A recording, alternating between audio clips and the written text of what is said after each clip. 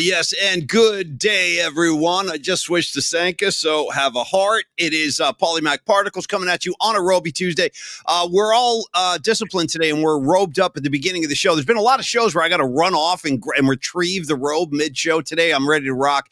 Creative Tony's ready to rock in his very jungle, lush, kind of tropical setting. You see him in today. Creative Tony, I like the white robe. It pops. It pops against the green wildlife you've got behind you there, and shout out to the big parrot above your head as well.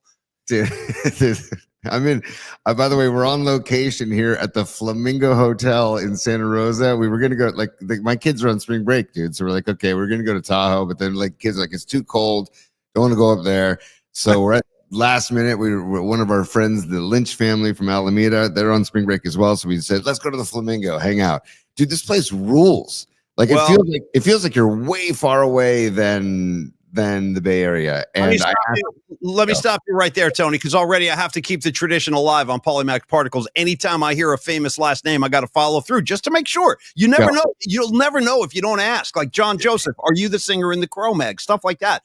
We had this other guy, Fry, on last night. I was like, any relation to Glenn? Here's my question for you. You're vacationing with the Lynch family. Any connection to John Lynch, 49er GM, about to make his draft picks? Any relation? Because I got some Niner questions if there is a connection. No, dude, they couldn't be further because Pierce, the namesake Pierce Lynch, is actually an Irishman with a nice, thick Irish accent. And here you come again. Now, the only Pierce I've ever heard of in my entire effing life was Pierce Holt of the San Francisco 49ers, wearing number 78 proudly with the tinted visor. Any relation to Pierce Holt? I got Lynch, I got Holt, and no, nothing. Okay, I'm trying. 0 for 2. But I asked the place, I say, can I just use one of your conference rooms? They said, well, they're all booked today. So they said, you know what you can do? You can go into the restaurant and you can ask to use Fernando's Hideaway. So I'm in which is like a banquet room that you can rent out. That's called Fernando's Hideaway. And yes. And by the way, Aaron Kask asked if I was on the set of White Lotus. Dude. Yeah, no, not bad. And where's the girl with the buck teeth? We'll get into that in a second. Tony, couple quick follow-ups with my great listeners on the comments line. Shout out Nikki DiFrancesco, Don Peralta, Rags from New Jersey, John Joseph. I love the Cro-Mags too. I got roughed up at a Cro-Mag show, John. We'll talk about that later.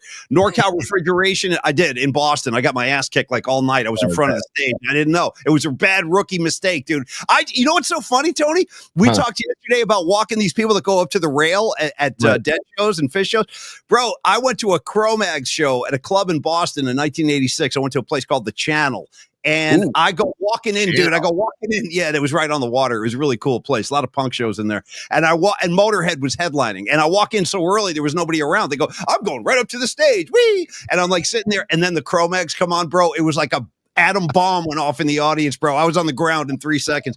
Anyway, also want to shout out Folsom Steve. Folsom Steve wanted me to follow up with another great question, brother. Okay, if there's no relation to John Lynch, Tony, is there any connection to George Lynch, lead guitar player in Dokken? Dokken rhymes with rock.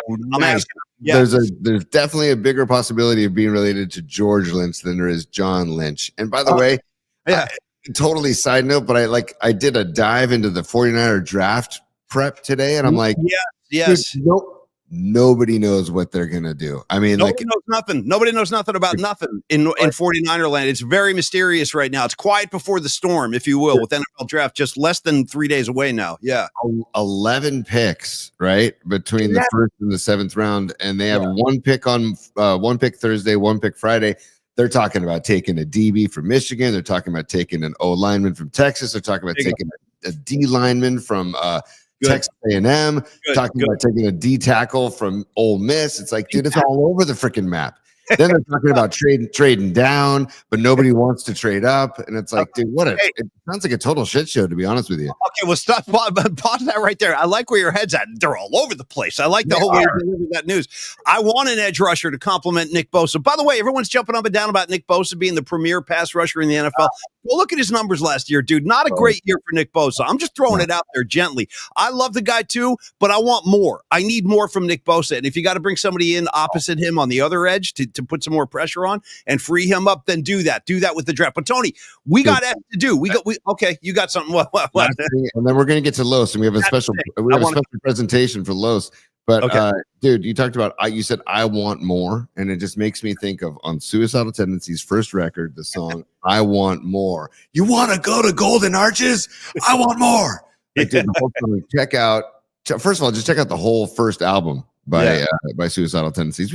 I didn't realize it, Paulie, but we both talk about them a lot, and I think it's because there's such a monumental piece of my musical fandom from when I was a very impressionable young kid. You know. Well, I mean, yeah, Suicidal, and not to mention they've got connections to Metallica now because Robert Trujillo came from Suicidal, and I told you they're on the bill at Levi's, dude, and you're going to see the Mike Muir-Vicky dynamic in full swing. It's amazing to watch. He becomes like a little pacified, like puppy dog around Vicky. It's really cool. Dude, you're going to get to see. I know, and he's like a scary guy, but around Vicky, he's a little lapdog. It's really cute. All right.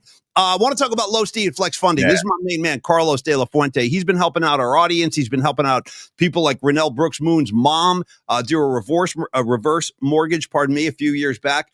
His name is Carlos. We call him Los D on the streets and in the audience as well. And he is a mortgage broker and a mortgage lender. And if you've got questions about how you can fix and flip, that as Creative Tony likes to talk about, your fix and flips, he's also specializes in HELOC loans. That is one of the things he really offers his specialty services on. So, and that's a home equity line of credit. Should you find yourself in need of something like that, Carlos is the guy to talk to. Straight up. He has 26 years of experience in the business. He is a San Francisco native. He cares passionately about the Bay, which means a lot to Tony and myself because we do as well. Yep. And because I like guys from here that care about here. You know what I mean? Like when I see tech bros like leaving their trash at Dolores Park and stuff, it bums me out because we would never do that as real San Francisco people. You got to clean. You got to keep the scene clean. So Carlos is one of these guys, man. He's with us. He loves San Francisco. He protects San Francisco, and he also wants to give you a better financial reality. So if you're having money problems, if you need a loan, you can talk to Carlos about that too. And I mentioned this last week, and I want to kind of reiterate this, Tony, that one of the great things about Carlos is you can have a conversation. You can give him a call, 925-250-4894. Carlos at MyFlex Now. All the contact info is up on the screen. But if you're listening on Spotify without the visual, hit him up, Carlos at myflexnow.com. Shoot him an email. He'll get back to you. I was going to say this about Carlos, and this is something that you really can't even put a price tag on. The fact that he's got so much integrity, if he talks to a potential client and then he determines that it's really not the right time for that client to really be making moves like this, he will say that. He's not just blindly looking to reel in business to prop up his own portfolio. He's out for your best interest, and that that's beyond value because there's a lot of shysters out there. And Carlos, if he thinks it ain't the right time, he's going to say as much, Tony. And I think that is also a very, very valuable asset of Los D. Well, there's also an organic nature about Carlos too. Like, first of all, the two of you met organically. It wasn't like a cold call that you guys met in the East Bay. I can't remember the name of the bar. Let me tell you about it right now, Tony. When I was at KMBR, I was doing ads for a really good barbecue joint called Sauced. It was really good. There was one up in Petaluma, and there was one in Walnut Creek. And there was an event I had. It was like, it might have been like a Giants watch party, something like that. It was like a weekend, Saturday afternoon. I remember Patty from Napa was there with her whole crew. And that's when I met Los D. We just hit it off right away. Yeah. Dude, I just think of that when that kind of organic relationship happens, it shows it's the genuine beginning, right? It was a genuine beginning. And now we're partners and it's the best. And dude, Los, I kind of look at him as like a one-stop shop, dude. If you have any kind of questions, present them to Los and he will try to figure something out for you. That's what we love about him. And he's so genuine. He's a kind, respectful person. He wants to win and he wants you to win. So it's it's all about the win-win. So I don't know. Just go to Los, dude, because Paulie, I promise you, I'm going to end up going to Los. I meant to tell Los this on the side, but I'll tell him it now. Tell him now. My Easter two family members asking me for his contact info because they want to get involved. They want to figure out some stuff. So they're going to contact you, Los. And, there's short Italians, there's feisty, there's spicy, but you can figure it out with them. But anyway. lot of passion with the Italian people, Tony. That's why we celebrate the paisans on the Polymac Particle community. We're very proud of the Italians. Tony, I also want to say about Los D that he is licensed throughout the entire state of California. So even if you're listening, because I know we do have listeners that are up in Humboldt, for example. We've got listeners down in Los Angeles. Shout out Jeff Winkler. And I got to tell you that he will take care of you. So don't get spooked if you're like, well, I'm all the way up here in Santa Rosa. Guess what? He'll cover you from Santa Rosa, Tony, to Santa Barbara. Give me a couple. Yeah, go ahead. From Dominguez Hills to Danville. Dude, you know what? I want to give you some love. The Grateful Dead used to play Cal State Dominguez Hills back in the day. Good for you. Yeah, Cal State Dominguez Hills. Tony, from Chico to Pismo. How's that? Beautiful. Okay. One more. Give me one more good one. Well, I like to say Mendocino to Monterey. I'm going to stick with that. But since I'm in the Flamingo, from the Flamingo Hotel in Santa Rosa to Firebaugh, California, the home of John Allen. Okay. Let me try one last one. I'm going to try something different this time. As Carlos, again, is licensed throughout the entire state. I'm going to use like landmarks now. Famous social club out in the, I forget the exact neighborhood. Tony will tell you in 2 seconds. Tony, from the Philosophers Club to Trader Sam's. Okay. Yeah. We're good. Yeah. And Los himself just chimed in and says from Encino to Emeryville. Yeah, Los, man. Hey, by the way, Paulie, we love to celebrate music here on the show. We do. And we love to celebrate the PMP Army here on the show. We do. And when those worlds collide, we have to celebrate it. Worlds are colliding, Jerry. Worlds are colliding. Yeah. I've been getting a lot of Seinfeld lately, by the way. There's never too much. It still works. That's one of those shows. You know what's incredible about Seinfeld now that we're in the year 2025? It's effing nuts that show has not lost its fastball. No. Like kids today dig the show. It's like a rare item that has transcended the generations. Because now, like sometimes you watch old shows and you're like, wow, that looks really dated. And some of the fashion looks dated, but the content, the comedy, the writing is so sharp that I'm not surprised. No, it still works, dude. It still works. And I got a taste of, I think it was late season 5, and it's the shrinkage episode, and then the opposite George, where he is the opposite. Yeah. Opposite George is incredible. But dude, we have a musical celebration of Los created by the creator of the Hans Lufa song, which is NorCal Refrigeration and HVAC, aka David. And Dom and David got their heads together, and can I just present you? Yeah, I haven't heard this yet. Los D, this is for me and you. I have not heard this yet. So all of us together. Yeah, give me a taste. This is called Give Us the Los. Stand by. Give us the Los. Give us the Los. Give us the Los. Give us the Los. Give us the Los. Give us the Los. I got takes. What loan would you like? What loan would you like, dude? Come on. Ooh! Bap, bap, bap, bap, bap. Give me those horns. Give me the horns again. Here they come. No, I missed them. Okay. Give us the Los. Wow. Breaking off a Wawa. Okay. Bring it down. Okay. Hey, first of all, HVAC, you are incredible, brother. That sounds great. I was going to say the beginning kind of had me in like a Devo headspace. Give us the Los. Give us the Los. There's almost like an electronica Devo. We are not men, we are Devo vibe going. And I'm a fan. I'm a Devo fan. But I got to say, there it is again. That's very Devo. Give me that. Come on. Give us the Los. Well, listen, I hope you like it, Carlos. I love it. Yeah. What would you like? Dude, that's my favorite part. What loan would you like? Yeah. No, the vocal's killer. The rhythm is killer. Great writing, great production, great guitar playing. Bravo, HVAC. Bravo. I'm going to tell you right now, pound for pound, I think we've got the most creative audience in the entire Bay Area. Like the contribution, it's out of control. You guys are now contributing to content on a regular basis. It warms my heart, man, and I appreciate it, and I hope you guys enjoyed that. Lily likes it. Lily Merchant says, yeah, that is great, and Los D loves it. Don Peralta loves it. Noemi loves it. She feels the Devo vibe, too. See? I feel it, too, out there. De-evolution, man. Are we not men? We are Devo. Anyway, give Carlos a loan and say, give us the loan. Give us the loan. Well, just call us the reprise. Here we go. Give us the Los. Give us the Los. give us the los. Damn. Give us the los, give us the los. What low would you like?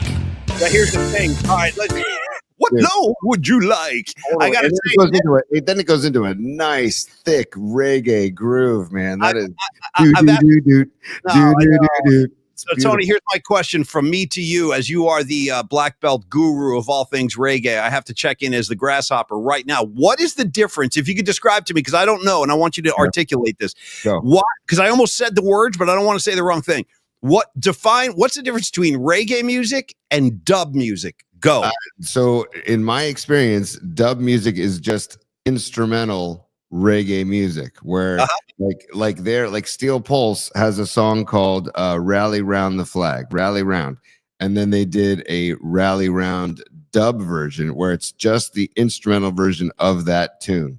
And you'll have some bands that will just do dub albums, like a band from way back when called Oswald. They did a whole dub album.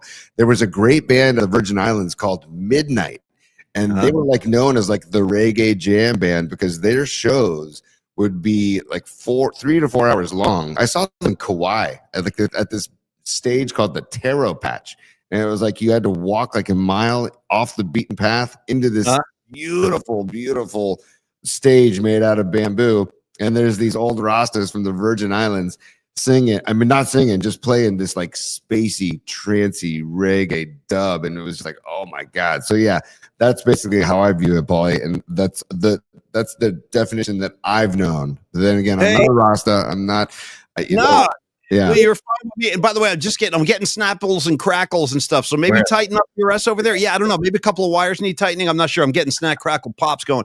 But I got to say this. You'll like this, Tony. So the Clash album, and the Clash, they were like reggae, students of reggae, punk rockers, rock and roll, rockabilly, some country flavor, and they also dabbled pretty heavily in reggae. So they got this one album, Tony. It's a triple effing record called Sandinista, not double, triple. Here's 3 records in one. So there's it's funny about that. There's a great reggae track on that album called Junko Partner. I've played it for you before, and they recorded that in Jamaica. On one of the other albums in that collection, they have a dub version of that. Like it's Junko Partner dub version. And it's all. And I noticed this too, like with the dub stuff for my ears, there's always like a lot of echo. Tons of echo, reverb, and stuff like that. Bah, bah, bah, bah, bah, bah. Everything kind of echoes like that.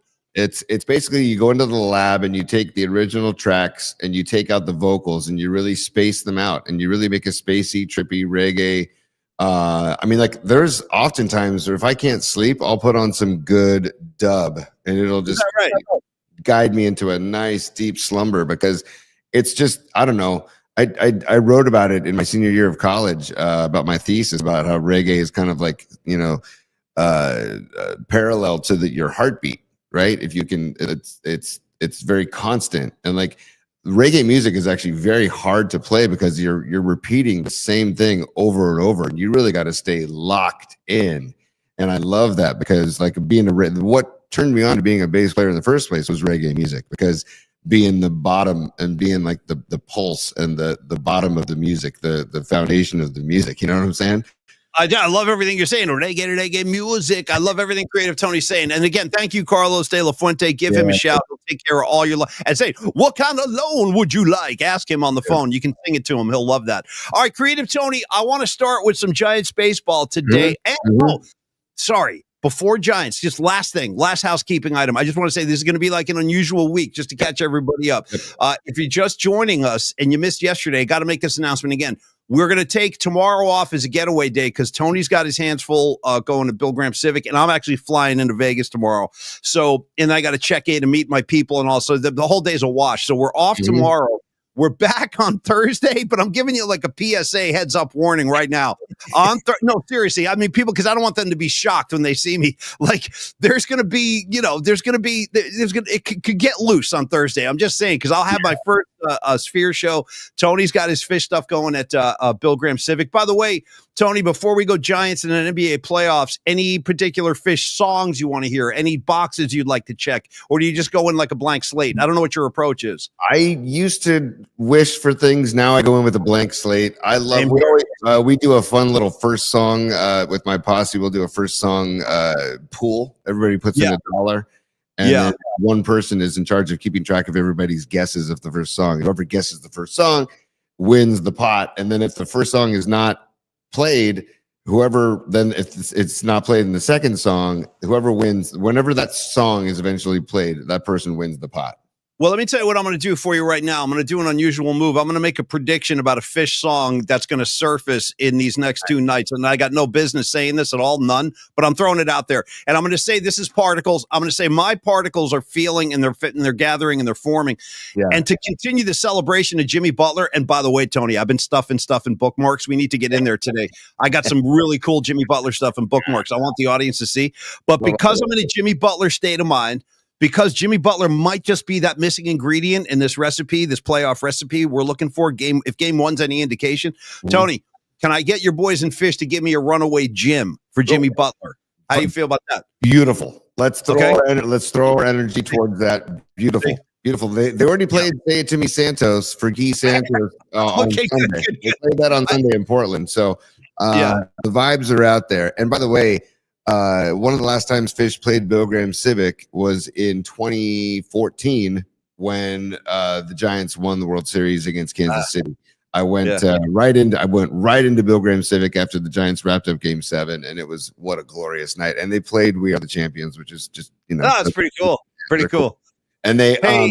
I was going to ask you if they have played Box of Rain since the night they pulled it out after Phil passed away. Has that hit the set any other time, or is that like a one and done? No, that's a one and done. That's an ultimate salute, and the rarity of it is like that's how proud, like how meaningful it was for them to play it that one time. I saw the version. It was really well done. I mean, it was that's not an easy song to play. There's like 87 chord changes going. It's out of control. There would be no Phish without Grateful Dead. So that's plain and simple. And by the way, I mirror your approach now. As a young kid, as a puppy in the scene, I was always like, "Oh, dude, I hope they play Warthread. I want a Scarlet Fire, dude. I want something epic." And now I just go and do whatever you guys want to play. Just bring it on. I'm ready for anything. Totally. So I'm with you, dude. It kind of comes with the experience. You just kind of let your guard down and say, "Let the music wash over me. I'm happy." All right, Tony. Giants baseball back in the Bay. Great to see the home creams again out there on the field. And let's talk about the kid everybody wants to talk about. Birdsong's out here mowing fools down with a very clean 3 innings, 1 hit, 4 Ks. He did have the 2 walks, but I like his whole demeanor on the hill. I dig his weird mullet that he's rocking. I love his last name. I love that you did the teaser today on Twitter and you wrote la la la la la la for Birdsong. That's Grateful Dead stuff. There's a Grateful Dead song called Birdsong, if you don't know. So, Tony, I feel great about Birdsong. You feel great about Birdsong. We all feel great about Birdsong. My question to you is, what do we do with this guy? Do we keep him in the pen? What are we going to do with Birdsong? Oh, dude, I don't know what we're going to do, man, but he's got a 1.38 ERA, 4 Ks in 3 innings last night. The guy's stuff is electric, man, but he's also all about location. He's not blowing the ball by people. That's what I love about him, is that he's not crafty because he throws harder than, say, like a Kirk Reeder, and he's also right-handed, so he's different. But he has command of everything. At the moment, you can lose command. That's what's crazy about pitching, man. You can be off one day and just be like, what happened? Why is my cutter not moving at all? Why is my slider not breaking at all? Why is my fastball off by like 3-4 miles an hour? Like, pitching's weird like that. But this guy seems to have really honed in on his craft and his command. And I'm like, dude, he's sitting out there middle relief. It's like, oh boy, like. I mean, you can't right now. Everybody in the starting rotation, you can argue like against in that Angels series, they should have swept that series based on the starting pitching. So, like the Giants pitching right now is looking. And by the way, we talk about Pierce Lynch, the family that we're staying with up here, the Flamingo. Can I get another from you? Because that sounded very good. I need another one. Go ahead. You said the Giants pitching. Yeah, go ahead. Sorry. Thank you. Very horse-like. I feel like I want to give you a bucket of oats or something to eat when you do that. But anyway, go ahead. Keep it coming. You were talking about the Giants starting rotation. Yes. I was going to get to my friend Pierce Lynch because we were talking about Birdsong this morning. And he goes, by the way, do you know what Vogel means in German? And I go, no. And he goes, Bird. And he goes, so, Vogelsong, Birdsong, and now you got Birdsong on the staff. And I'm like, wow. Oh, shit. Nice. That's awesome. I didn't know that. Vogelsong, Birdsong. Great. They got a connection.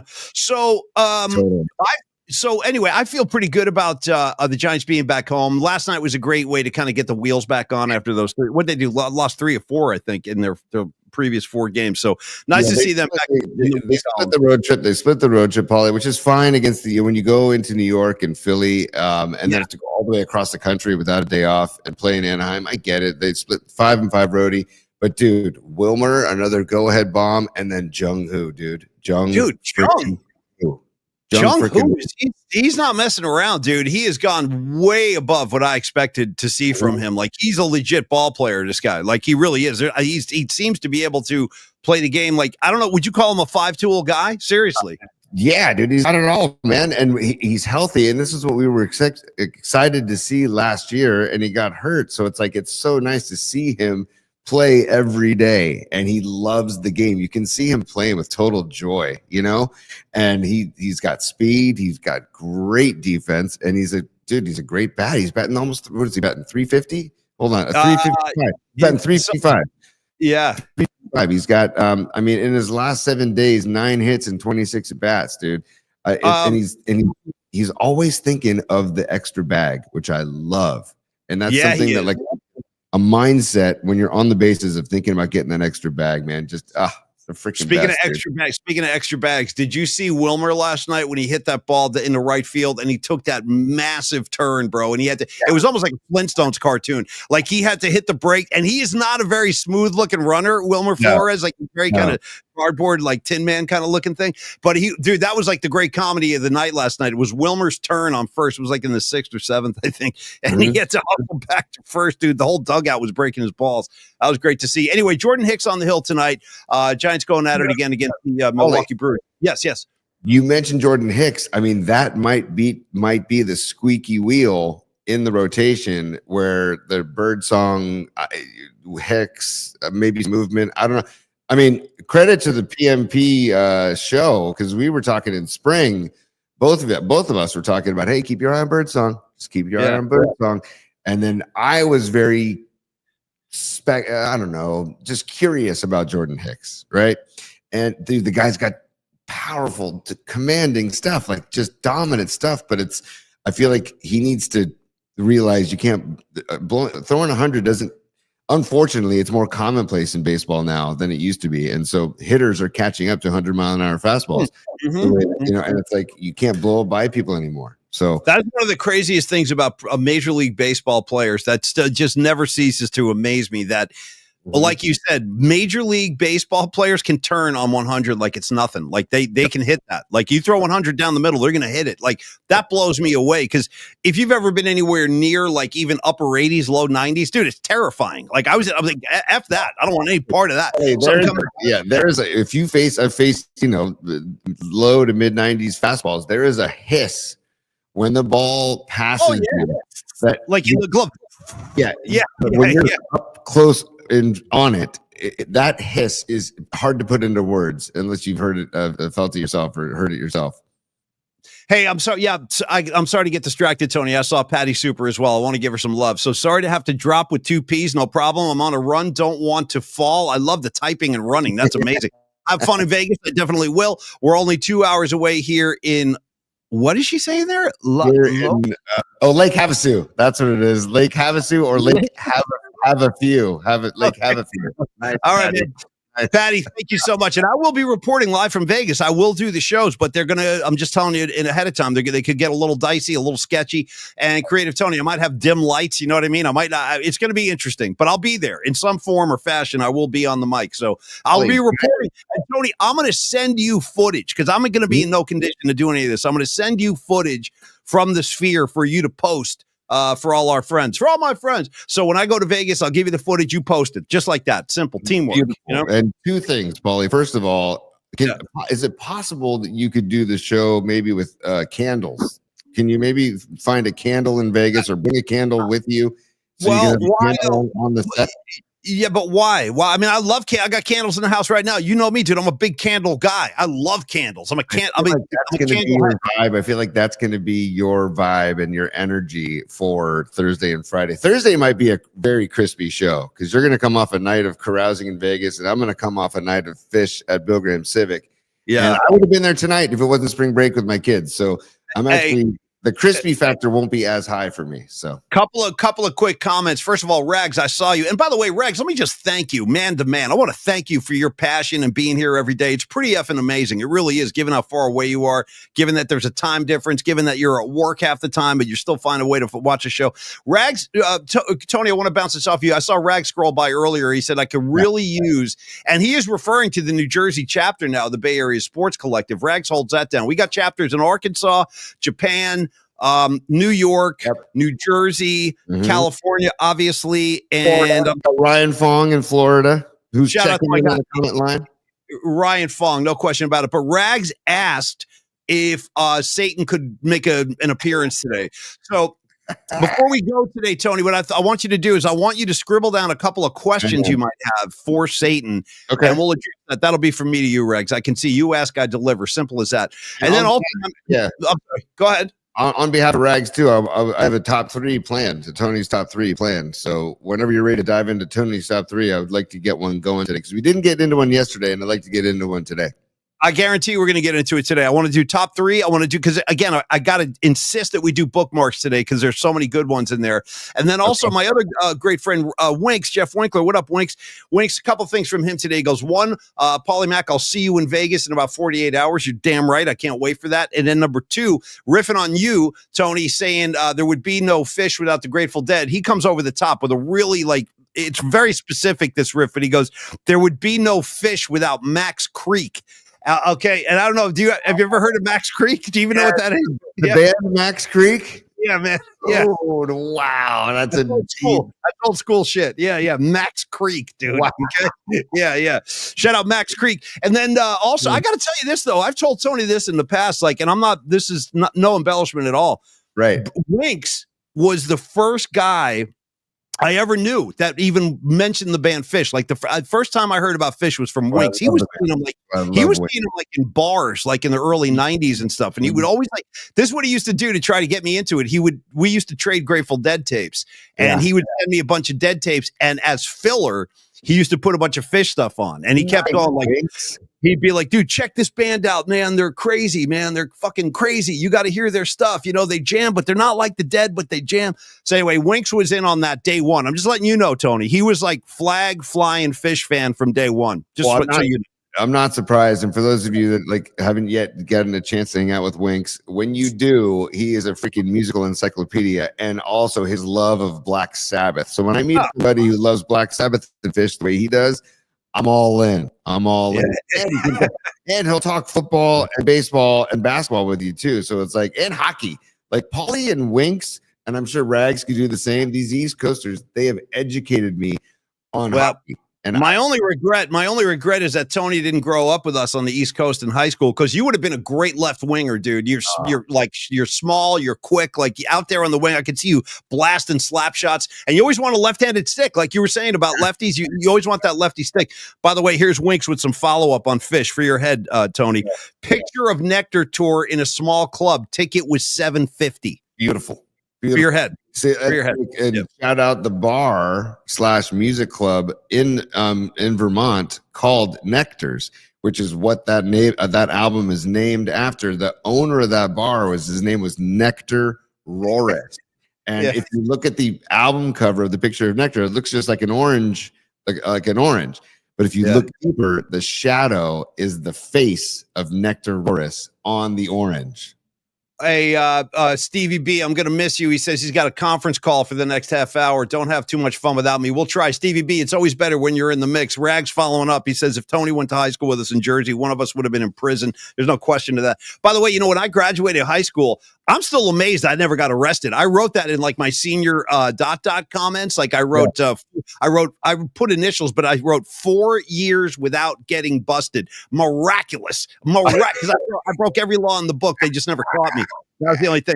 All right, Tony, NBA Paulie, playoff. hold on. You just my senior quote in my yearbook was Bob Marley's quote, "Don't let them fool you or even try to school you." And my parents were like, really? Really? After 4 years of higher education, and that's your senior quote? I said, yeah. Even tried to school ya. Yeah. No. Yeah. Or even tried to fool ya. Ba ba ba ba do ba ba. All right. Anyway, Tony, I want to get it. I want to show this real quick too. I just want to show this so people know what I'm talking about. Here is a picture of Nectar, the album cover, and if you look, see his shadow on the orange. Can you see his face? Isn't that cool? Whose the face is that? That is Nectar Roris, who the album is called Picture of Nectar, and then the club that they basically made the name for themselves. And they what's the thing in the middle of his forehead? What's that green object? The orange. That's the top of the orange. That's the top of the orange. Yeah. Okay.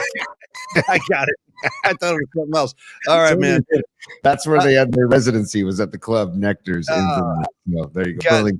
There you go. Hey, Scarlet Fire, you're a Jersey girl, aren't you? And you said you weren't allowed to have senior quotes. What town did you grow up in, Scarlet Fire? Throw it up on the board for me so we connect in a Jersey way. Rags, I don't even know if you know that. Scarlet Fire is a Jersey girl, I believe, and we're going to confirm that. What did you just say, T? I'm sorry. I want to say, Scarlet Fire, I hope the SI alumni game was great on Saturday. My cousin's son, Leo Ryan, plays JV baseball for SI, and he took part in that alumni game. And I told him, the next 2 years, I'll be pitching in that alumni game against him, and I'll be throwing all my junk at him. So I forget what year your son is at SI, but it's coming. It's coming. Next year, maybe we do like a live. Can we do a live broadcast from the SI alumni baseball game, Paulie? And you'll watch broadcast.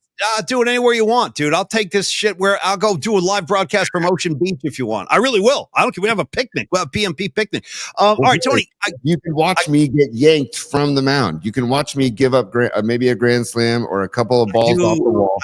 That does sound appealing. I got to admit, that does sound appealing, especially when Tony told me, like, after his mishap in the alumni game, and he was like, Paulie, I'm telling you, I was really trying to get these guys out. I was throwing everything I had, and they were just lighting me up.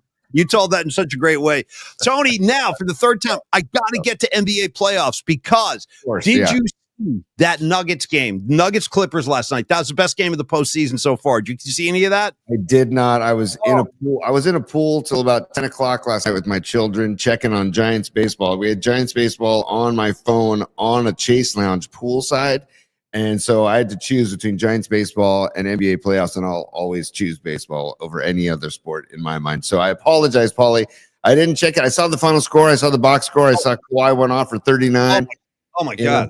And Kawhi, I got to tell you, that's the thing about Kawhi Leonard, and I am definitely guilty of this. I will tell you, because he's one of these guys. He's had a pretty long career now. He's been around a long time. He had all that great success with the Spurs, and since he's moved on from San Antonio, and it was kind of a weird exit, if you remember. He stopped playing. He wouldn't show up for workouts. Finally, Pop was like, I don't know what to do with this guy. So he's got his new home in LA, but he gets hurt so often.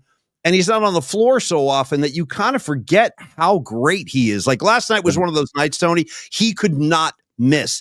He was throwing up fadeaways. He was going to the rim. I mean, he was doing everything. And it seemingly everything he threw up was going in. It was a really great game. I think there were 18 lead changes in that game. Hard fought, bodies flying, dust ups, scrums, unhappy coaches. It was just a very, very intense playoff game. And the refs, they put the whistles in their pockets last night, man. They let those guys bang around last night. Joker, it was interesting to watch Joker kind of struggle last night. Not a great night for Joker. He had a triple-double and everything, but still, it wasn't his best night. He missed some big shots. He made some big, I think he had 6 turnovers too. So kind of a sloppy night for the Joker, but that was a great, great game. Knicks, Pistons, and the Pistons get game 2. So that thing is evened up at 1-1. That was a pretty entertaining game too. That was a pretty tight game also. Yes, I did see too. Well, I got a whole slew of reactions to what you're saying, Paulie. First of all, I agree with. I saw Aaron Kask. He says, I love this series because they're wearing each other out, and I would expect this series to go 7. I really would. And by the way, I guess you don't need Mike Malone Nuggets. So you know what? Their vibe is so bad right now that I don't expect them to do much in this postseason. I really don't. The Clippers, I am worried about. They're playing really well right now. God, me too. Yeah. Also, I want to say hello to Will Sparks, buddy. Our buddy Will Sparks, Will and Rebecca Paulie from High Sierra Music Festival. Will's checking in. He said he saw Phish out here at Luther Burbank Center in 1994. 4. So in a row, Nice. you know that Luther Burbank Center for the Arts. I've seen shows up there. Yeah. I've never been in there. Is it a nice room? It must be a beautiful it's beautiful. room. Huh? It's a beautiful room. Yeah. I need to get there. And then thirdly, I saw some clips of your boy Brunson, and I'm joking, he's not your boy. He's your boy. You love Brunson.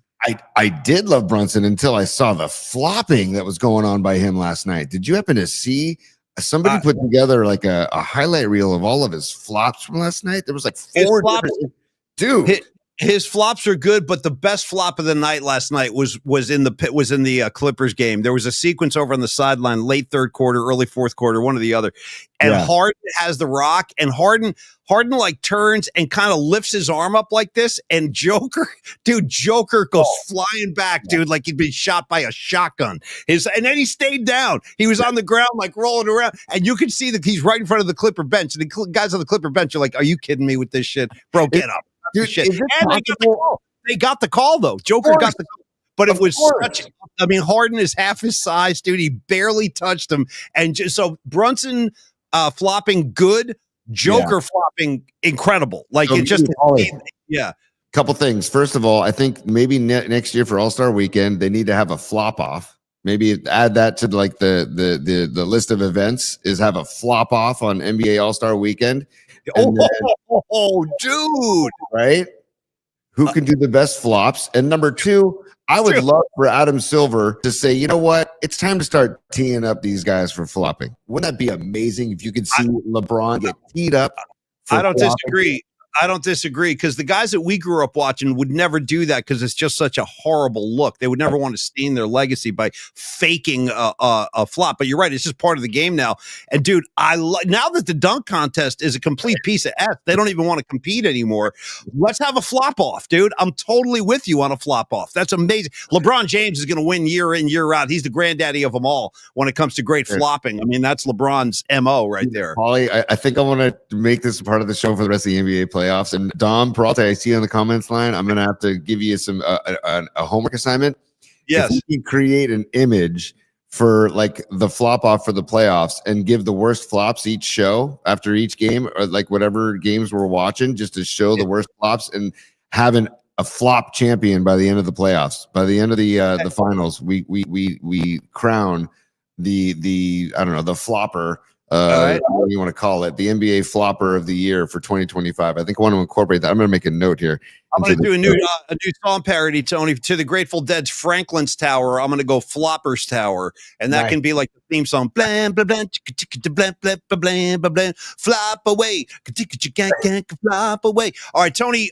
Tonight, NBA action continues. You got Milwaukee at Indiana. Oh, by the way, Dame Lillard comes back, and he's pissed. I love Dame time. We don't talk enough about Dame Lillard. Me too. I mean, obviously he's an Oakland guy. He's a Bay Area kid. We love Dame just on that alone, but his game is so damn sweet and nice and clutch. Dame time with the watch. Love all that shit. And he's had this blood clot thing. It's kind of, I hate hearing that. Anytime I hear blood clot, it's like, whoa. Knocking on wood. My table's wood. I'm knocking on wood on this wooden table. I'll knock on wood for Dame time too. Anyway, Dame time is back in the lineup tonight against Indiana. I'm saying based on that alone, I bet you the Bucks win tonight. I'm just calling it right now. The return of Dame should get that win for him. Then you got Memphis OKC. How bad is OKC going to beat the living snot out of Memphis tonight? Or does Memphis like man up and say like, now we're going to start playing? I mean, because they got embarrassed. I know that Ja was having such a great time laughing his balls off while he was getting down by 60. But I mean, you tell me, Tony, are they going to answer the bell? Are they going to man up and show a little pride, or are they just going to get bulldozed again? No. I would expect that series to go be a sweep or be over in 5. I don't see much happening I'm looking for Ja right now, because you put that in bookmarks, and I'm looking for that jackass right now, because I think I might have taken it out, T, just to clean house. I think I cleaned it. Hey, one other comment from John Joseph. He's like Rags, dude. He's here day in, day out. John Joseph, thanks for all the support, bro. I saw, as we were talking about you going to jail if you went to high school with us in the East Coast, and you probably would have, or at least gotten driven home by the cops, which we did on a regular basis. I would tell you this. he goes, I saw him make a comment a couple of seconds ago. He goes, "Oh, I've been arrested for everything imaginable." He said that, John Joseph, and he said something about being in the federal building at one point with Barry Bonds in the elevator. We'll talk at our next get together. I want more details on that, John Joseph, but I'm glad you're a free man now. Let's keep it that way. I need you on the streets, man. And Tony, final thing. Sorry, real quick, buddy. Last one is Minnesota at Lakers tonight. I'm telling you right now, Lakers lose this game tonight, I think a sweep is on the table. I'm dead serious. I think the Lakers have to win this game tonight, and if they don't, I think Minnesota could take them out in 4, maybe 5. But I think this is like a spirit breaker if the T-Wolves win 2 games on the floor in Los Angeles. I don't know if the Lakers bounce back from that. Please, can we do that? Can we please do that? I would love to do that. Slow down, T. Is that you sure? Is that who you want? You want Minnesota? I'm just asking. I'm not even concerned about the next round right now. I just want the Warriors to move on, and I want the Lakers to be done. That's joy in a basket for me right now. Joy and pain, sunshine and rain. Okay. Yes. Are you ready? Tony's top 3. I am ready. Tony's top yeah. 3. Tempo. Yeah. Tony's top 3. All right, let me tell the audience something about the dynamic between Creative Tony and Paulie Mack, because it's been going on for like 20 plus years now. I got to tell you, I like when Tony gets forceful with stuff. Like, bam, here's your top 3, tough guy. Bam. And dude, I like that. Come with your force. I like the force of a Creative Tony. What do you got for me today?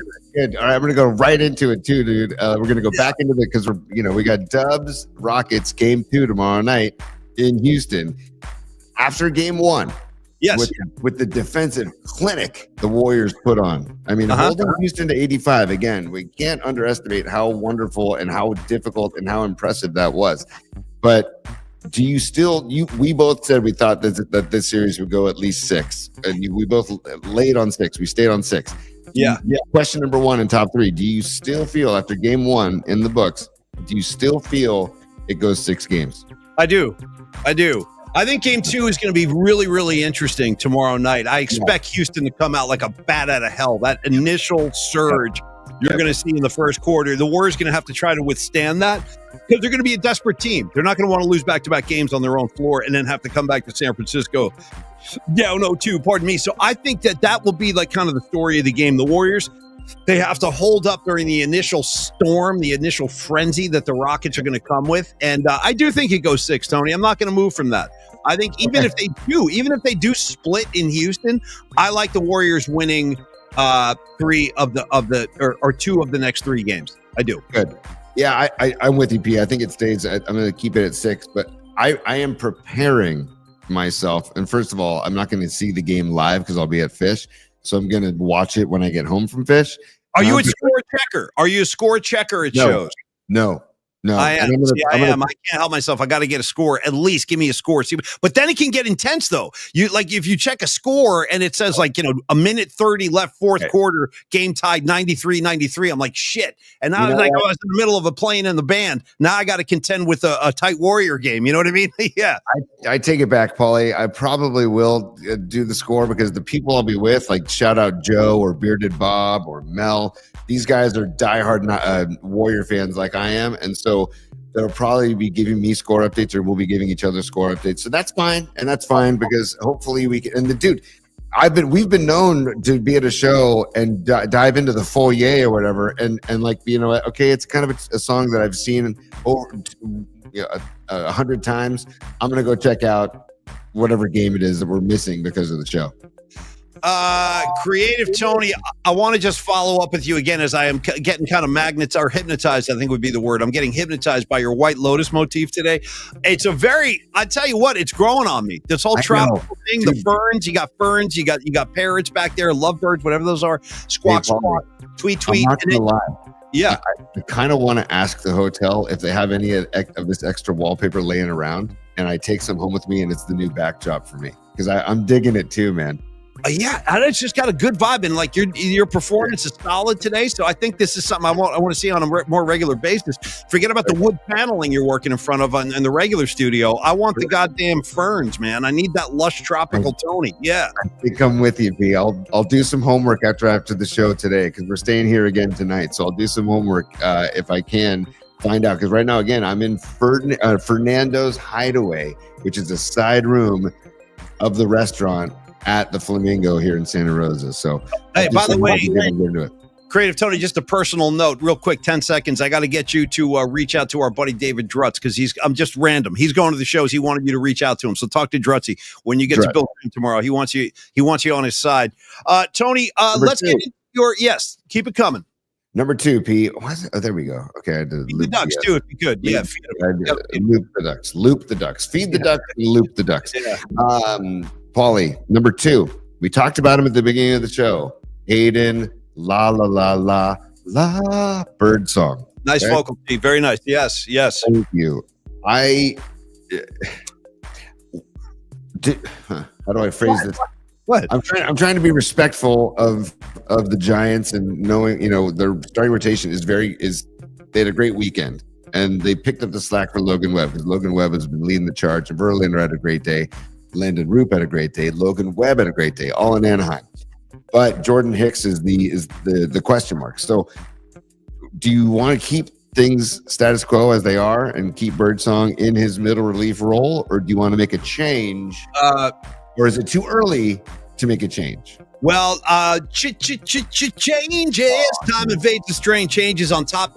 Here come all the songs with changes. Then you got Changes by the Jimi Hendrix Band, the Gypsies. Great one. I saw.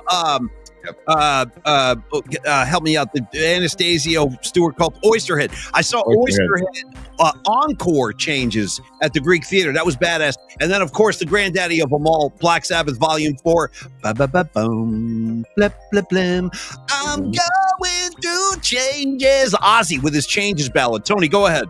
And on that Black Sabbath Changes note, the Charles Bradley version of Black Sabbath Changes is unbelievable. And Charles Bradley, rest in peace, passed away too early. But I don't even know what's going on right now. Who's Charles Bradley? Who is that? He's like a soul singer that passed away too early. And dude, he actually came to KFOG and did a private studio show that I saw that was incredible. When you talk about KFOG, you better say rest in peace. KFOG, rest in peace. And by the way, Charles Bradley, rest in peace, KFOG. Yeah, I got a great idea. Let's pull the plug on KFOG. What did they ever do other than be the #1 billing FM station in the country? Let's shut that down. Yeah. Let's get rid of Kaboom while we're at it. And make sure I don't have to listen to Grappone or Annalisa. They're probably the worst FM DJs I've ever heard, right? Horrible. No talent, hacks, bouncing from town to town. Grappone's probably in Toledo now. Same with Annalisa. What did she ever do? I'm kidding, of course. They were like the best. They were the freaking greatest talent on the FM dial. Rest in peace, K-Pop. Tony, give me the name of the guy who sang that Changes again. I'm going to look this up later. Who is it? Charles Bradley. Charles Bradley doing Changes, doing Black Sabbath Changes. Please, PMP Army, do yourself a favor. Check it out. Homework assignment that I'm giving out right now. Paulie, homework assignment to you. Okay. Check it out. I'm going to get back to your question, too, about Birdsong, but a couple quick things. Checking boxes, checking on any notable family ties here. Charles Bradley, any relation to the late Milton Bradley, or any relation to Senator Dollar Bill Bradley, formerly the New York Knicks? Any relation there, Tony? Charles Bradley, Milton Bradley, Bill Bradley? Nothing? Okay. And also no relation to Brad from Past Times. I don't want to use sex as a tool, Brad. I don't want to use sex as the tool, Brad, okay? A tool for what? Hey, Tony, a tool for what? I'm going to answer your Hayden Birdsong question as Satan, because Rags asked specifically today. So I'm going to go back into my effects box here, and you might have to lower the ducks though, so it doesn't mute it. So ask the question again. Go ahead. So, Paulie, do you think Hayden Birdsong should replace Jordan Hicks in the starting rotation because of his performance so far in the 2025 season with a 1.38 ERA? Let me tell you something right now. Paulie's not here. Paulie's not here anymore. You're now talking to the Dark Hand, the Dark Prince, Lucifer. Lucifer. Oh, having fun. Birdsong, he'll be back in the rotation before the All-Star break. Satan out. Okay. I hope you can hear that. Yeah. I had fun with that. Lucifer. What?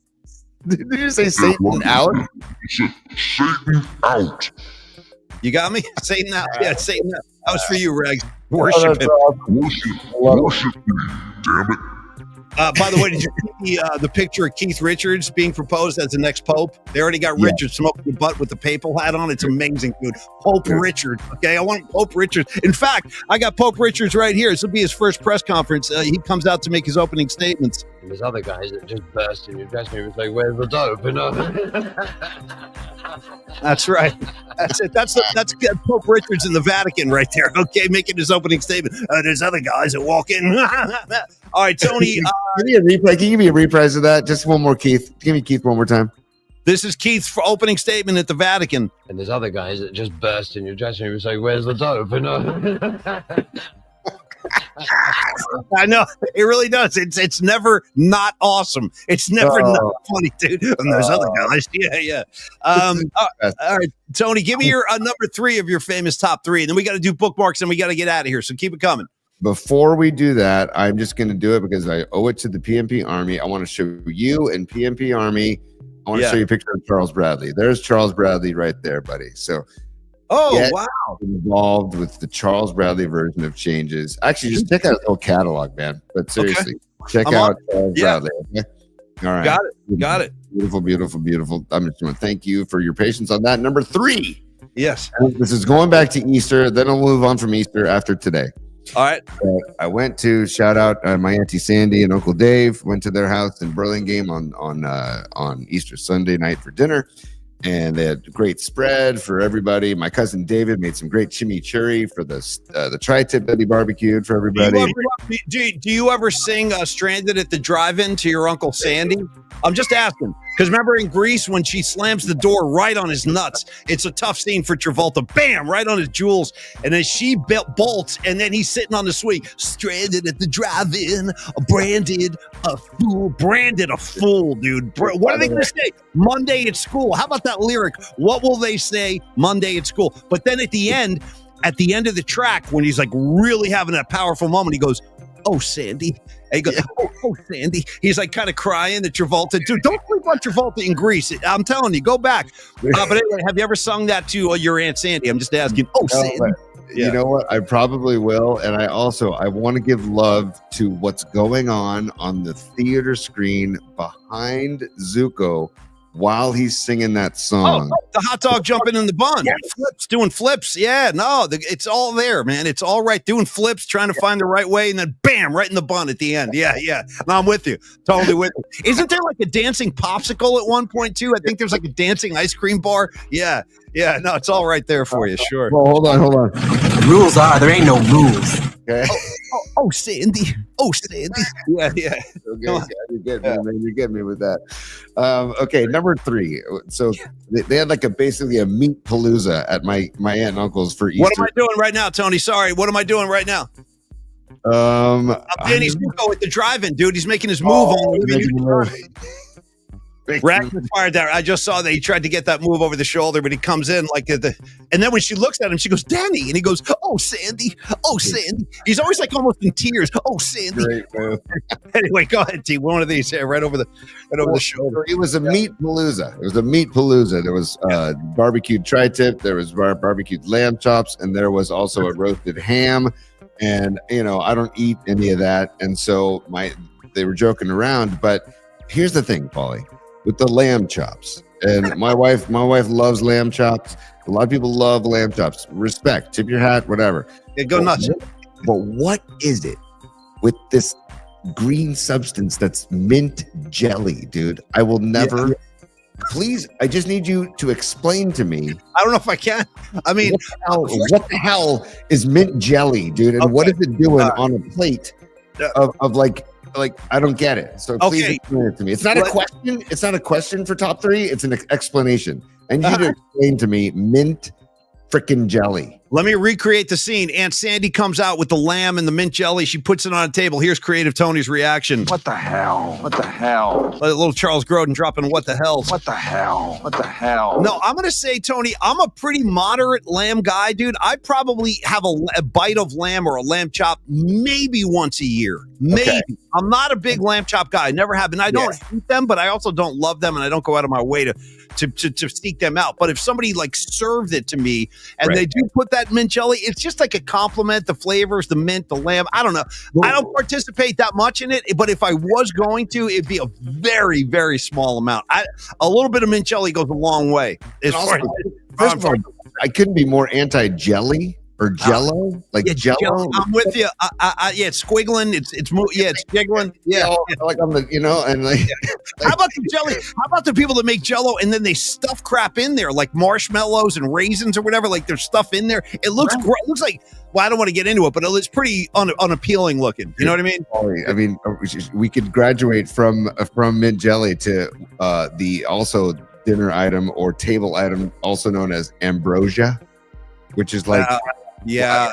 You want to explain ambrosia to me? Not really. No, I'm not getting involved. I'm not going to get involved with ambrosia. I don't like the name. Shout out to the band Ambrosia. They got no problem with the band Ambrosia from the 70s. I can rock with them, but I'm not eating ambrosia.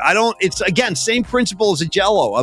It doesn't appeal to me. Sorry. Jeff Winkler. Wink says, dude, ambrosia is good. I hope you're talking about the band, dude. I hope you're talking about the band. Hey, Winks, we'll eat some ambrosia in Vegas, bro. We'll call it up room service. Get Winks some ambrosia. Damn it, right now. All right, do you guys have any ambrosia? That'll be like the new. Hey, do you guys know when TT quick? It'll be like the new hotel move. What kind of ambrosia do you guys have? Like, excuse me, sir. Yeah, ambrosia. I need a double order. Chop. You know what I mean? I paid a lot for my room. I want my fucking ambrosia. Sir, bring it up here. Yeah. Excuse me, can I get an order of ambrosia? Oh, that's great. I want a cheeseburger, some fries. Give me a Miller Lite, and for dessert, you got any ambrosia down there? Yeah, have your guy whip some up. Ambrosia. I'm gonna do that tonight at the restaurant and be like, hey, can I see the dessert menu? I don't see any ambrosia on here. You should do it at the Phish show. You'd be like, hey, I'm gonna go grab some beers. Who wants anything? You guys need a beer, water, ambrosia? What do you guys need? Yeah, let me grab some ambrosia. I got ambrosia in a cup for you. All right. All right. You got me with that. But doesn't the mint overpower the taste of the meat? Or you got to use just a little dab will do you. But you're talking to the wrong guy. I'm not a mint jelly expert, and I'm not a lamb chop expert. I'm a moderate. You know what I mean? I'm a moderate when it comes to the lamb chop. I really am. And I saw this, and I'm like, everybody was like excited about it. I'm like, why are people excited about green mint Jello? Let me throw this out on the table, too. Now, Tony's not really a meat eater anymore. You're not really a carnivore. You're more of a vegan guy now, vegetarian guy. But I got to say, here's something curious about the lamb chop, and this might be what scares me away. Why is like the bone, isn't it? They wrap it in like a net or something. It's got like this little hoof on there. Like what? You know what I mean? They put that netting. I don't even know what that's for. And it kind of gives me the creeps. I'm like, why is it all netted up? Yeah. I don't know, but Steve Bisecchio says mint jelly sucks. And so thank you. Yes. Thank you, dude. Steve knows. NorCal Refrigerations is gas station ambrosia. Rags with the final comment. I'm going to leave it at this. I'm just going to move on very quickly from this, but Rags, mint jelly in a sock. I mean, that's up to y'all. That's up to y'all and y'all's discretion. All right, Tony, bookmarks, and we got to go. Let's get into it. Oh my God, I'm gonna leave the ducks. I'm gonna keep the ducks going. Let the ducks rock. Sure. Oh, that's so good. Okay, here we go. Bookmarks. All right, let me share the screen so we can get. You guys are funny today, man. There's a good vibe in the audience. You get a lot of good riffs flying around the audience right now. A lot of good riffs. Yeah. All right, here we go. Jimmy Butler went back to Tomball High School today to work out. His old high school is just 35 miles from where the Houston Rockets play. Whoa. Yeah, he's a Texas guy. Yeah. How cool is this? There he is in the lower screen. If you can, is there a way you can blow that up? I don't know if you can. Yeah, if I can get this. Come on. It's not letting me pee. Maybe not. That's okay. But that is a pretty cool story. Jimmy Butler working out at his old high school right now in preparation. Well, look at that. They got a banner for him, dude. You see the banner? Class of 2007. Nice. Very nice. Oh, that's so cool. Hang on. Let's see if we can get this. There he is. Jump shot. Yeah. I feel like he is just having this like metamorphosis of a personality. Like maybe nobody ever really knew the true Jimmy Butler until now. I don't know, man. Like, well, I always felt like there is something about the Golden State Warrior kind of environment, the culture they've built over these years, where I felt the same way when Kevin Durant was here. He was like so at peace and so happy. He seemed like he was happy finally. And I don't know that he's found that peace again since he's left Golden State, but I know exactly what you mean about Butler. And I see it too. And I want to credit Jimmy Butler for being like man enough to go in front of the press cut, like after being the high scorer, like he scored 38 points, and like he went out there and he said, you know what? It's all about Steph Curry. Like, I'm just here to help Steph Curry. Like, he lets Steph be like the crown jewel, because he is. Steph Curry's one of the best basketball players in the history of the game. And Butler is a Hall of Fame talent, and he's kind of like deferring to Steph, and the whole thing feels right. It just does. Like, the whole chemistry right now with Butler feels really good. I agree, T. Dude, Paulie, you just said it. The whole thing just feels right. I mean, that's it's don't no more no less. No more no less. It just feels right, dude. And I love it. Shout out Aerosmith. No more. Tony, what else you got in bookmarks today, kid? I also want to give Dalton Johnson. We want to get him on the show too. Also, we're both fans of Paulie and I are both big fans of Dalton Johnson's work. Yeah, we gotta get him on the show. I talked to him like a month ago, and he was like, "Yeah, I'm coming on." And I never followed up with him, but I do. I want to get Dalton on the show. He's a great guy, and I love his coverage. He's a pro. Yeah, and he posted that. Dalton Johnson posted that. Thank you, Dalton. Rock and roll. Okay, Dalton. this is what is this? This is Kaminga World posted this. Get these guys. This is outside Chase Center at the conclusion of Game 1. Dude, look at the party they're having out there on the plaza. This is outside Chase. Nice. Yeah, see, come on. Look at people running. Look at that.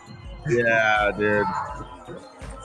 I like the guy in the Curry jersey just running back and forth. Now, if you have not been to Chase Center, I can tell you outside as you're entering the building, there is a massive video screen. Massive. So I love the fact that crowds are now gathering. I've been a proponent of this idea. Let me bounce this concept off the PMP community. Just like Joe Lake, I want all the fans to see the game. God damn it. Put it on the biggest screen possible. I want people running around in Curry jerseys, running free, having fun. I've been saying this forever. The Giants should put a similar screen up and face it towards the McCovey Cove, so all the people that are out there in the boats can watch the effing game. Like I've been saying that like ever since the park opened. Joe Lacob's doing the same thing essentially for his fans, and I think the Giants should too. Why all those boats that show up? It's such a great visual, and it's so unique to San Francisco. Let them see the game. Throw a screen up for those guys. Let them see the game. I don't know. That's my idea. Dude, that's a great idea, and it was a great idea to them to create this Thrive City, right? Like, dude, by the way, when you go but when you go to concerts at Chase, hanging out pre and post show in that little area is really fun. So, you know, I love that little area, man. That's a great call, P. I love that. Let's move on. Okay. More bookmarks. Oh yeah. Here we go, dude. Here's the flop. Here is. Drop the shoulder. Jokic hits the eject button. Dude. Drop the shoulder. I mean, Jokic hits the eject. Joker's twice his size, dude, and Harden didn't even do anything. It's a rare example of Harden, because Harden's one of the worst floppers in the history of the NBA. He barely makes. Dude, so I'm gonna try and pause it mid flop here to see if I get. That's yeah. I mean, come on, man. Come on, Joker's. It's just not a good look. I mean, Harden. Dude, it's such a bad look. It's a bump. It's a bump to the chest. And he stays down, Tony. Joker goes down. He stayed down for a while. Look at the look on his face. Like, I know. And then watch the Clipper bench. The Clipper bench was like, "Are you kidding me with this crap, dude? Are you kidding me?" And then he stays down. Yeah, so stupid. It's outrageous, man. It's like it's an embarrassment to me. That's what I'm saying. Like Adam Silver, it's time to start getting teased for that. I don't disagree, Tony. Oh, this may be my favorite image of the entire week. Blow this up. This is like. Dude, Butler, the disciples, dude. Here they come. Butler with the staff, the robe, the flowing robe, and look at the hand gestures of Curry. You know what I mean? Curry's hands are amazing. Up on a mountaintop. Is there any way? No, I can't look up. And you know what else is great? Butler's got headbands on. Dude, he's wearing a headband with the headband is key. Headband is key. That is key. Something about Steph's hands, too. Just Steph's hands looking out over the valley or whatever, dude. It's just such a great visual, man. I like how they're not looking into the camera. They're they're not looking at us. They're looking out, like you said, over yonder. You know? Yes. Anyway, all right, give me one more bookmark. Let's end on a good one, T. This is ready to put on a show. This is Steph's warm-ups. Oh, my God. This is another one of his trick shots. Blow this up real quick. This is why you got to go in early when you go see a Warrior game for stuff like this. It's insane, the show he puts on. Look at that. I mean, come on, dude. That's just outrageous. Can you run that back too? It was kind of choppy on my end. Try to run that back if you can. Here we go. Okay, here we go. Here we go. Look at. I mean, all net too. All net. I don't know who does this shit. Who's doing? I mean, the joy that he brings to the gym every single night, dude. We're gonna miss this so freaking much when his day is over. Because look at all his teammates. All the teammates. Look at these going around to everybody. Look at this. And you know what that does? You know what that does is it keeps the team loose. It keeps the vibe fun. And this is your star player kind of setting the tone in terms of like the environment. There's no tension. There's nobody's uptight. There's no nerves. Steph diffuses all that when he does this kind of shit. And he is just such a special talent. I thought you get a kick out of that one. It's nuts, Steph. Keep going, baby. Keep going, baby. Do your thing. Be Steph Curry. Nobody lights up an arena like this guy. Nobody that I've ever seen in any sport. We've seen them all. I saw Jerry Rice. I saw Wayne Gretzky. I've seen everybody. Nobody makes a crowd explode with joy the way Steph Curry does. He's really special. Paulie, for guys like Moody and Pajemski and Quentin Post and I don't know GP2 and all, there's no hierarchy on the Warriors. It feels like, even though everybody knows that it's Steph's team, he doesn't act like I'm the ruler and you will all follow me. He doesn't act like I'm above you. He acts like we are all equals and we are all in this together, dude. And that is so infectious and so helpful for team vibe and team chemistry. I can't speak enough about Steph.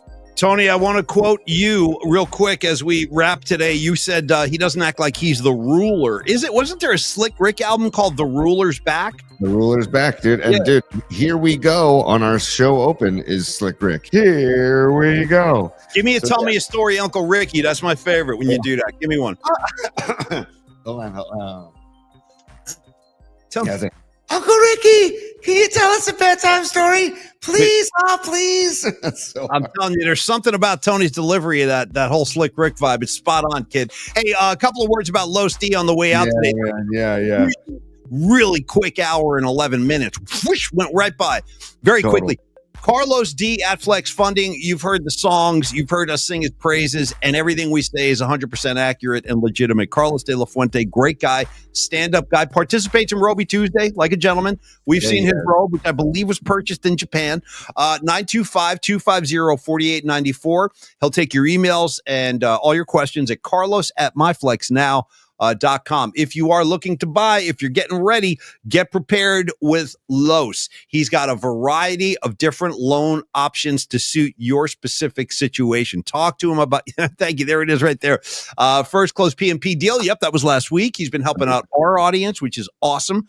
And that's the whole goal here, is that we really are, at this point, 3-4 months into the lifespan of the PMP show.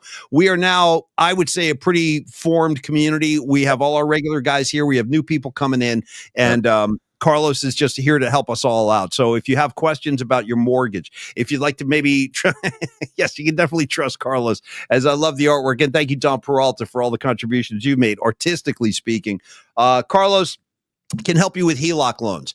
Home equity lines of credit. Very quick closings, usually within 8 days. Also, no appraisal fees, no hidden fees. That's awesome. And Carlos, as I said, stand-up guy. He will not force you or try to lead you down a road that's going to be harmful to you in a few years. He's going to lead you. And if he thinks the timing is not right, he said it to me the other day. We talked on the phone casually because like you were saying, Tony, I might need to talk to Carlos myself about my situation. But when I talked to I think we both agreed this is probably not the best time for that. Let's let the next few months unfold, and then I'll go back and revisit with Carlos. But that's the thing. He won't lead you down a path that's going to harm you or hurt you financially. He'll tell you the timing is not right, kid. Let's come back and revisit this in just a little bit. Tony, I also would like to encourage everybody to consider the fact that Carlos is a San Francisco guy. Mm-hmm. He's a native. He cares about the Bay Area, and he's got 26 years of experience. To me, that means a lot. I want a guy who's experienced when we're talking about mortgages and loans, and whatever the loan you have questions about, he's got the answers for you, Tony, as you well know. So, dude, it's all about, for me, Paulie, like how Los is interested in building relationships. And it's not just a business transaction. He's thoroughly honestly interested in creating a relationship, and where you win, he wins, everybody wins. And he can be a one-stop shop too, man. That's like, if you have any questions about it, mortgage questions, loan questions, call Los and he can help you out. He's there to help you. And yeah, of course, it's a business where he's trying to, like, you know, make money himself, but it's like it's an everybody kind of a situation. And he thinks outside the box. He's a one-stop shop. I'm not just saying those catchphrases because they sound catchy. It's because they're true. And so I just love the organic nature of how this all happened from the get-go and how we're partners with Los now. And he is there to help you. And so, like I said, I meant to text Los on the side. And yeah, see Los checking there right now. Relationships matter. Exactly, dude. And you'll know, he says, you'll still know me long after the deal. And also, like that type of business is all about word of mouth, right? And it's all about the experiences that these people have with Los, and then they share it with people, and then it keeps going. And it's the reciprocity, Paulie. Ooh, look at you. Well, I love the word. I love the whole concept. So, when I put the trust Los thing up, yes, it's fun and all that stuff, but it's also true. So genuine. We love Los, and we're so stoked to be partners with him. And just take your loan or mortgage question to him, and he will help you out.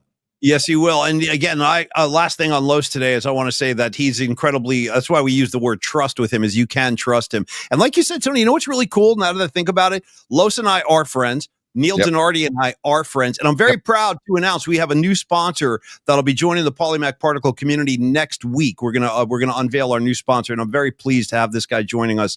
But you know what's funny is he's a friend of mine too. Yeah. And we all really are. We formed friendships, and this friendship is going to last. This relationship is going to last, and this show is going to last. By the way, speaking of endurance and long time on the airwaves, shout out to Rod Brooks.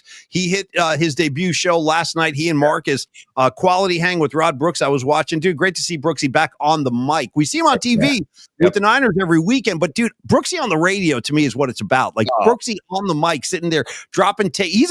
He knows his shit, man. He really knows his stuff. He's a serious journalist, unlike the Polymac Particle Show. We're a little looser over here, but we have a good time. That's just the way we present our stuff. Like, and Rod is a little more serious about the way he presents his sports, but he has a great time.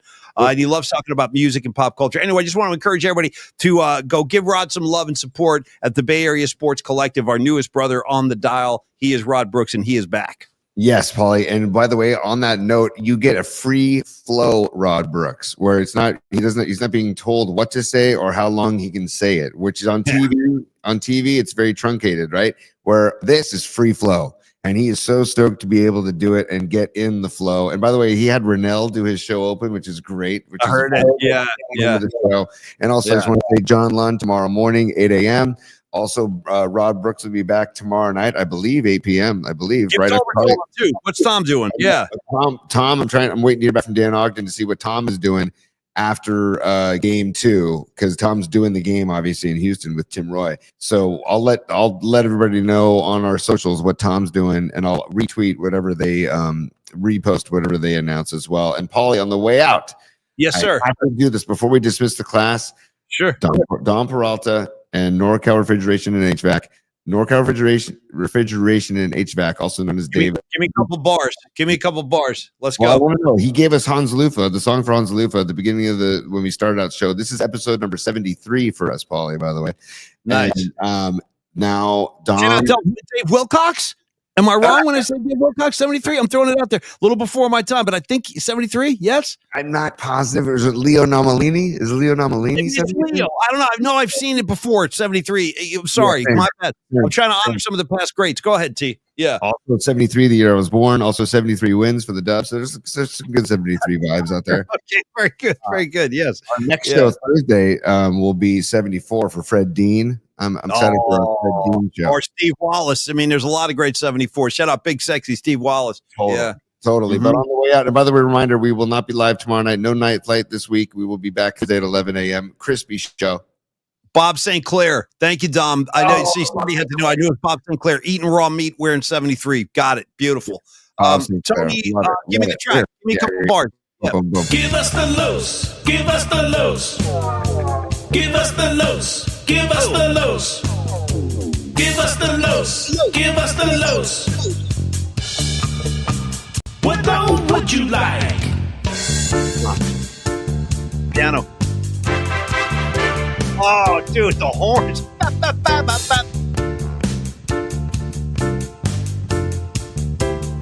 Give us the los.